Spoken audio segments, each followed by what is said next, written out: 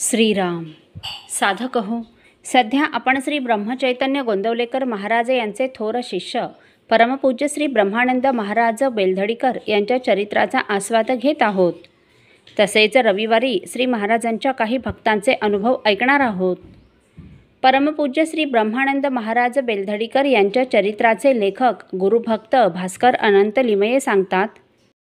एकदा श्रीगुरू गावच्या 4-5 लोकांना बरोबर घेऊन बेलधडीहून पंढरपुरास निघाले होते. ते गदग स्टेशनवर आले व एकाला सोलापूरचे तिकीट काढ असे सांगून त्यांनी आपल्या अक्षय पिशवीतून रुपये काढून त्यास दिले.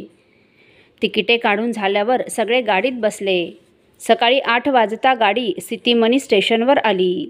तेव्हा श्रीगुरूंनी बरोबरच्या लोकांना आज येथेच उतरून कृष्णास्नान करू, रात्री येथून पुढे गेले तरी चालेल असे सांगितले व सर्वांसह ते सिटीमनी स्टेशनवर उतरले. नंतर आपल्याबरोबर असलेल्या लोकांपैकी एकाला तू याच गाडीने बागलकोटला जाऊन 500 उत्तम मोठे आंबे घेऊन तिकडून दिवसास येणाऱ्या गाडीने परत ये असे सांगून बागलकोटला पाठविले.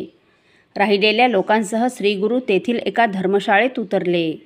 त्यांच्याबरोबर गुत्ती रामय्या होताच. त्यास श्रीगुरूंनी 25 लोकांचा स्वयंपाक करण्यास सांगितले. स्वयंपाकास लागणारी डाळ, तांदूळ, कणिक, गूळ इत्यादी सर्व सामग्री आणण्याकरता म्हणून काही जणांना गावात पाठवून सर्व सामान आणून दिले. रामय्याने श्रीगुरूंच्या सांगण्याप्रमाणे भात, सार, वांग्याची भाजी, चपाती वगैरे पदार्थ बनविण्यास सुरुवात केली. पण ते सर्व पदार्थ तयार होण्यापूर्वी बागलकोटला धाडलेला शिष्य श्रेष्ठ प्रतीचे आंबे घेऊन दुपारी 11 वाजता परतही आला. तेव्हा श्रीगुरूंनी ते आंबे पिळण्यास 4-5 लोकांना बसविले व ते स्नानासाठी नदीस गेले. आंबे पिळताना त्यांच्यापैकी एक, या डोंगरात कोणी राहत नाही, आम्ही तर सारे 7-8 जण आहोत, मग अशा प्रकारचा इतका स्वयंपाक व इतक्या आंब्याचा रस का करण्यास सांगितला आहे समजत नाही असे म्हणाला. त्यावर गावातील लोकांना जेवावयास बोलावणार असतील असे दुसरा म्हणाला. अशा त्यांच्या आपापसात गोष्टी चालल्या असता एक प्रचंड धष्टपुष्ट काळा ब्राह्मण हातात फक्त एक धोतर धरून त्यांच्याजवळ आला व त्यांना येथे ब्रह्मानंद नावाचे असतात ना, ते कोठे आहेत असे विचारू लागला. त्यावेळी त्यांच्यापैकी एकाने होय असतात, आता ते नदीवर स्नानास गेले आहेत, थोड्याच वेळात परत येतील, येथे घोंगडीवर तोपर्यंत बसा असे म्हणून अंथरलेल्या घोंगडीकडे अंगुली निर्देश केला. तो ब्राह्मणही तोंडाने राम राम म्हणत त्या घोंगडीवर बसला. पुढे थोड्याच वेळात श्रीगुरू स्नानसंध्या आटोपून धर्मशाळेकडे परत आले. येताच त्या अजानबाहू ब्राह्मणाला पाहून श्रीगुरूंनी प्रथम त्याला नमस्कार केला. त्या ब्राह्मणानेही श्रीगुरूंना प्रतिनमस्कार केला व बेलधडीचे ब्रह्मानंद म्हणविणारे तुम्हीच का असा प्रश्न केला. श्रीगुरूंनी विनयाने होय असे सांगून माझ्याकडून तुम्हास काय पाहिजे आहे असे विचारले. त्यावर तो ब्राह्मण अतिशय गंभीरपणे अन्न संतर्पण करणाऱ्यात तुमचे नाव मशहूर झाले आहे असे मी ऐकले आहे. तुम्ही यावेळी येथे असल्याची बातमी लागल्याने तुम्हाला हुडकीत येथे आलो आहे. कारण कोणीही मला आजपर्यंत पोटभर अन्न वाढले नाही. त्यातून या 2 दिवसात तर मला मुळीच अन्न मिळाले नाही. तुम्ही तरी मला पोटभर अन्न वाढाल या विश्वासावर मी आलो आहे असे म्हणाला. त्याचे बोलणे ऐकून श्रीगुरूंना परमखेद झाला व मग तुम्ही फार भुकेलेले असाल, प्रथम जेवावयास बसा असे ते म्हणाले.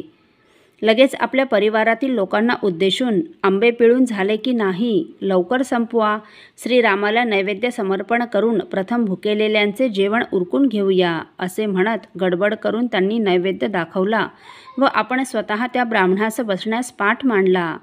मोठमोठी 4 पाने निवडून ती जोडून मांडली व त्या ब्राह्मणास त्या पाटावर येऊन बसण्यास सांगितले. ब्राह्मण पाटावर बसला. श्रीगुरूंनी रामय्यास वाढावयास सांगितले. आपण स्वतः त्याच्यासमोर बसून आग्रहाने त्यास आमरस वाढीत होते. तो ब्राह्मण वाढलेले सर्व आनंदाने भक्षण करीत होता.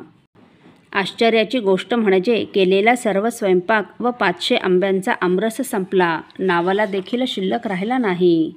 ब्राह्मण तृप्त झाला व त्याने ढेकर दिला. श्रीगुरूंकडे कृतज्ञतेने पाहून मला पोटभर जेव घालणारे आजमितीस तुम्ही एकटेच असे सांगून हात तोंड धुवून तेथून निघून गेला. तो पुन्हा कोणाच्याही दृष्टीस पडला नाही. आमरस खायला मिळणार या आशेवर आंबे पिळताना जरी त्या लोकांचे हात दुखू लागले होते तरी ते दुःख त्यांनी गिळले होते. माणसाच्या उंचीच्या कळग्यात कोळगा भरून काढलेली आंब्याची शिकरण त्या ब्राह्मणाने फस्त केलेली जेव्हा त्यांनी पाहिली, चव बघण्यापुरती देखील शिल्लक नसल्याचे जेव्हा त्यांच्या दृष्टोत्पत्तीस आले, तेव्हा मात्र त्यांचे कष्ट आठवून त्यांचे दुःख दुणावले. इकडे तो ब्राह्मण जेवण संपवून हात धुण्यास उठताच इतके शिष्य बरोबर होते तरी त्यांच्यावर न सोपविता श्रीगुरूंनी त्याची खरकटी पाने स्वतः काढून गुंडाळून घेतली व कोणालाही न समजेल अशा तऱ्हेने नदीत नेऊन सोडली. पुढे गडबडीने सार भात करवून श्रीगुरूंनी सर्वांसह भोजन केले व त्या रात्रीचं पंढरपूरला प्रयाण केले. केवळ त्या ब्राह्मणासाठीच श्रीगुरू तेथे उतरले असावेत असेच सर्वांना वाटले. तो केवळ ब्राह्मण नव्हता तर तो श्री मारुतीराय होता अशी सर्वांची खात्री झाली. श्रीगुरूंचा महिमा अगाध म्हणून त्यांना ते समजले व ते वाटेत उतरले. असो साधक हो, पुढील भागात देखील आपण परमपूज्य श्री ब्रह्मानंद महाराज यांच्या अद्भुत लीला व आठवणी ऐकणार आहोत. श्रीराम समर्थ.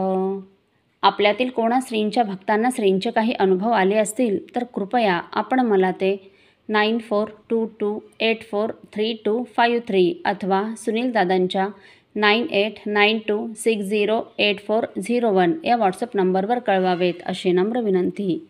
श्रीराम समर्थ.